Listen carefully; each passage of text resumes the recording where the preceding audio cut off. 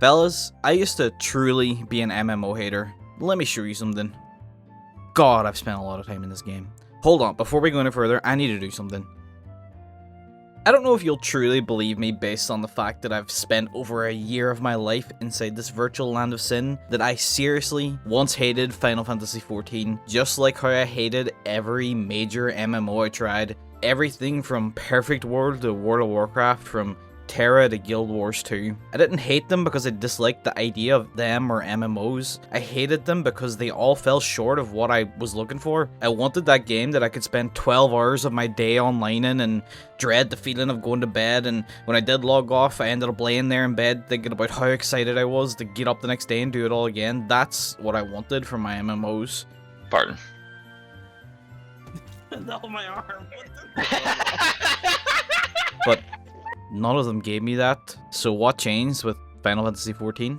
Well, bear with me for a minute and let me give you a little bit of my gaming journey to how I ended up here. I'll keep it short, don't worry. The first online game I ever played and subsequently got very addicted to, I mean, this was the end of my sporting career right here. It was RuneScape back in 2006. So, ironically, my origins did begin in an MMO, but after RuneScape, I could never quite scratch the same itch.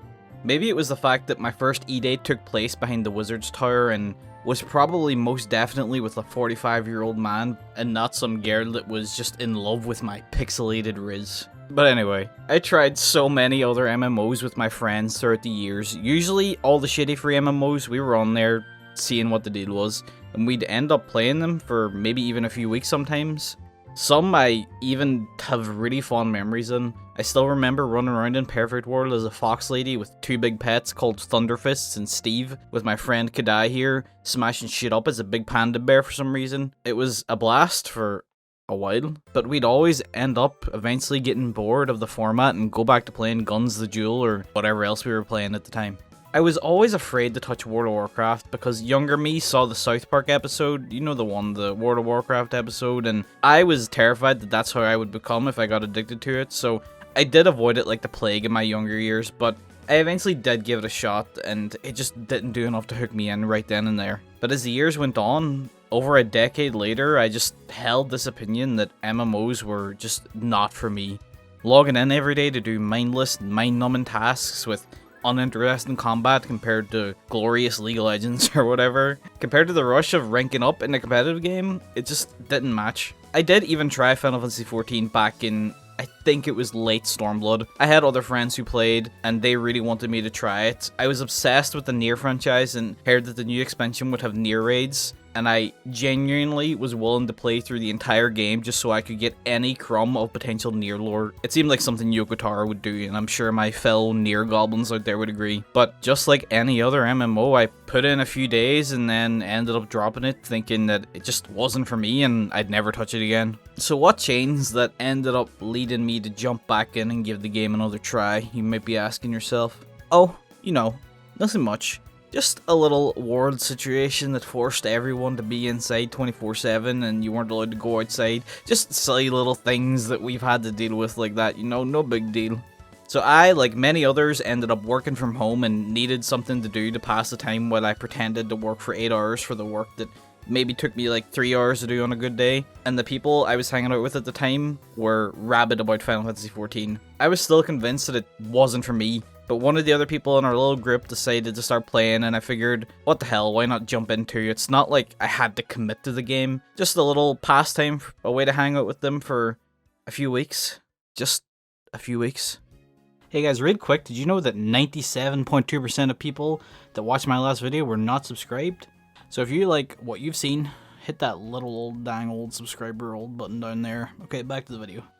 So, my journey in Eorzea began for real this time. Thinking that I didn't actually like the game and I needed to make my own fun, I spent a lot of the early parts of the story dressing in summer clothes with sunglasses and kinda just made a meme of everything. I did know that the story was considered a little sacred, so I would read the cutscenes and take it seriously, but otherwise, I was just there for the fun of it. Truthfully, throughout all of A Realm Reborn, the gameplay and the story itself bored me to tears. I was just logging in for that social aspect, but the story was slow and really not all that engaging. The combat was even slower. I had like 3 buttons to press for so long. I guess it wasn't all bad at this point. I discovered the gold saucer and was having a blast doing the minigames. I got really addicted to this woodcutting minigame for some reason.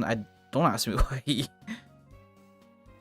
Ocean fishing was another thing I did religiously at that point, and I was generally getting the most of my entertainment from random side content in the game rather than the story. At this point, I did believe that I could probably just uninstall the game and really not lose anything. I had gotten some time and enjoyment out of it, and that was enough, but eventually it clicked. As time went on, I actually ended up playing the game alone more often than not. I was approaching the critically acclaimed Heavensward, and if there's any story beat that will pique my interest in anything, it's we're fighting big dragons, lads, so I decided to keep going just to see if maybe Heavensward truly was as good as everyone said it was. It was around this time, though, that something far sillier kinda clicked for me. There was an event going on at the time, a collaboration with Yokai Watch of all things, where you could farm fates and earn minions, weapons, and even some mounts. As a little sprout, I had very little of any of those things, so I wanted to try to get at least a few of the minions and maybe a weapon or two, so I began farming the fates.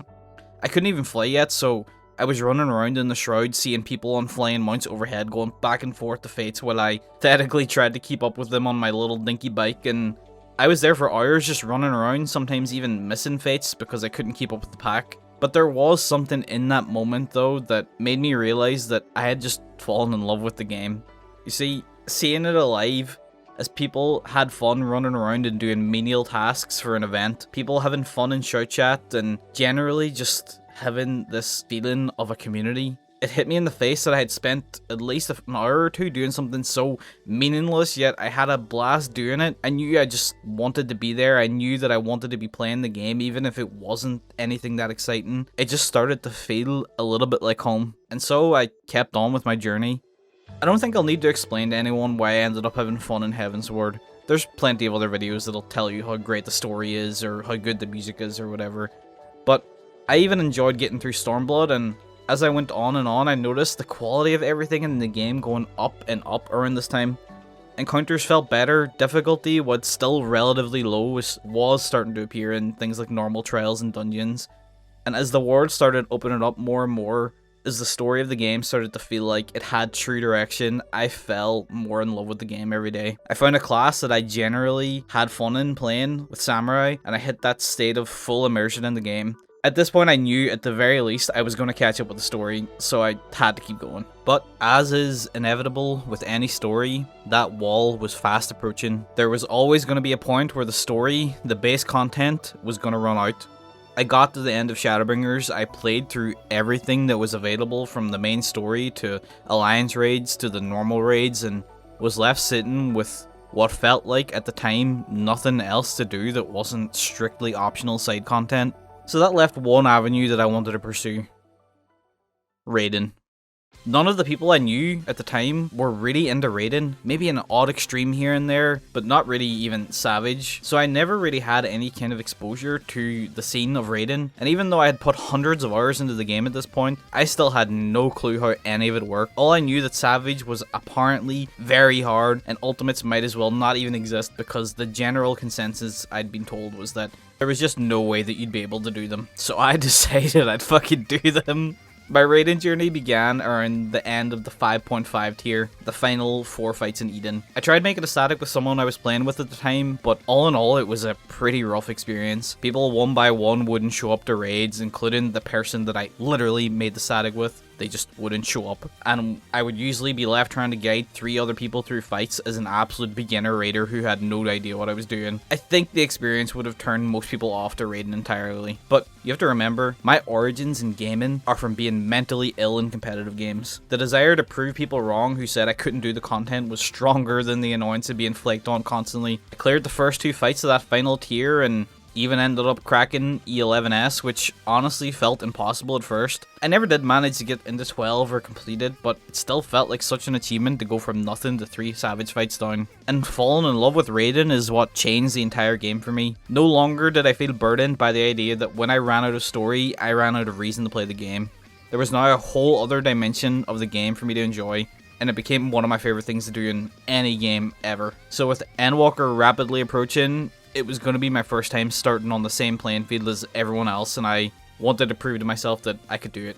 Endwalker's story ended up being really fun. I loved it, almost all of it. Looking at you, Charlene Hamlet. And I was ready to take on the raids. I picked up the newest class, Reaper, and was ready to go at it. I decided to avoid statics at this point, something that I'm pretty thankful for to this day. I learned the hard way what it takes to clear content in Party Finder with nobody else to rely on. But there was one other mountain looming in the distance the whole time that I knew I wanted to climb. I knew that I'd get through that savage tier, even if it was slowly but surely. But there was always something else I had to do and see for myself. Ultimate raids. I didn't know a single person in the entire game personally at this point who had completed any ultimate. The closest I got was a conversation with someone who had cleared Uwu that just told me, it's not that hard, you can do it too, and that was enough to motivate me to just go for it. So I decided to take my chances and just go for it. I started doing Uwu in Party Finder. And when I tell you that the experience I had in those crystal data center Uwu Party Finders may be some of my most cherished moments I'll ever have in gaming, I mean it. After wading through the toxic sludge that was many of the Savage players I had played with, the people attempting ultimates were actually a breath of fresh air. While there were of course the bad apples among the crowd, as with anything, there was just some kind of understanding that we were all there to try to learn something that a lot of people in the game wouldn't even touch. A sort of camaraderie. Veterans would join to help teach others, and the feeling of getting past a hard mechanic or getting to a new phase was just so euphoric. Because the player pool who was doing this type of content was so small, you'd run into familiar faces day after day, and everyone would end up encouraging each other to keep on pushing and try to clear. Ironically, after so many experiences coming from the more casual players in this game, many of which just despised raiders, especially ultimate raiders, I felt like I had finally found my true tribe in the ultimate raiding community. After about a solid week of 10-hour days in Party Finder, I cleared Uwu. It was incredible. I'll just say that nothing else in the game compares to it. I had proven to myself that I could do content that was considered the peak of the game, and fallen in love with the game all over again doing so. And I knew that I wanted to clear all of the ultimates. That leads us to today, with all that playtime, every ultimate so far cleared, a deep dungeon soloed with hopefully the rest coming relatively soon, max rank achieved in PvP, and generally most of the challenges I wanted to complete finished as I wait for Dawn Trade with everyone else. There isn't much else for me to say here without getting into the nitty gritty of each experience, but this video isn't about that. I just maybe want to convince one or two people to try the game out, or even a few to pick up raiding who haven't touched it yet that do play the game. And ultimately, I wanted to add my voice to the crowd of people with undying love for this game. It really isn't an exaggeration to say that this game changed my life. Of course, there's a million other things that I could have been doing that would have been more productive to society or myself, but I truly feel like I've gotten to experience something special with my time in Final Fantasy. I went from someone who spent most of my days playing competitive games alone to having met so many new friends and acquaintances and have a new social place for me to spend my days in. It helped me get through some really rough times and gave me my favorite moments ever in gaming. So if you're watching this video and you've never played the game before, my final word is Final Fantasy XIV is going through maybe a golden era right now in a lot of senses. Of course the game has its issues, and if you listen to someone that's played the game for 10,000 hours, they'll have a lot more to complain about, but I hope that in 10 years time the game will be just as fun and exciting as it is now, if not more. But I'm really happy that I've gotten to play it in what might be its prime. I know it's the type of game I'll spend the rest of my life looking back on as, man, remember how amazing those times were? So if you have the desire and the time to commit, I really think it's worth giving it a shot. You never know, maybe you'll love it too. I'll catch you guys next time. Peace.